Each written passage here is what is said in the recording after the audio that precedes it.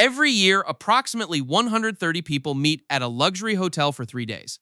Among them, current and former heads of government, central bank governors, defense ministers, CEOs of the largest banks and corporations on earth, senior intelligence officials. No press is allowed inside. No official agenda is published beforehand. No minutes are taken, or if they are never released. The meetings have been happening since 1954. This is the Bilderberg Group. This is what they don't want covered. The first Bilderberg meeting was held at the Hotel de Bilderberg in Oosterbeek, Netherlands, in May 1954. It was organized by Polish diplomat Jozef Rettinger, Dutch Prince Bernhard, and former Belgian Prime Minister Paul van Zeeland with backing from the CIA, specifically from C.D. Jackson, who served as psychological warfare advisor to President Eisenhower. The stated purpose was to foster dialogue between Western European and North American elites to counter the spread of communism. The format, informal, off the record, no binding commitments. The Chatham House Rule, borrowed from the UK Royal Institute of International Affairs, governs all Bilderberg discussions. Participants are free to use information received, but may not reveal who said it or their affiliation. This means that ideas discussed can influence policy without being traceable to the people who proposed them.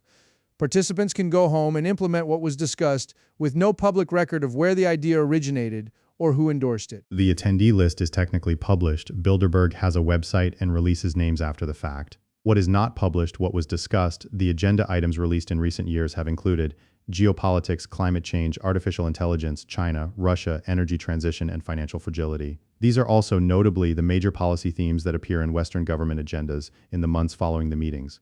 Correlation is not causation, but the pattern is consistent, year after year. In 1975, Financial Times journalist C. Gordon Tether was fired after writing a series of columns on the Bilderberg Group. His editors told him the topic was unfit for the paper. He later said he was pressured from above. He never learned by whom. In 2004, Will Hutton of The Observer called Bilderberg the world's most powerful private club and noted that the mainstream press, many of whose owners and editors attended the meetings, gave it almost no coverage. Dennis Healey, a founding Bilderberg member and former UK Chancellor, was more direct. Those who say we are aiming at a world government are right in the sense that we are aiming at integration. Former participants have described the meetings as genuinely influential, not in the sense of issuing orders, but in aligning the thinking of decision-makers across borders before those decisions become public.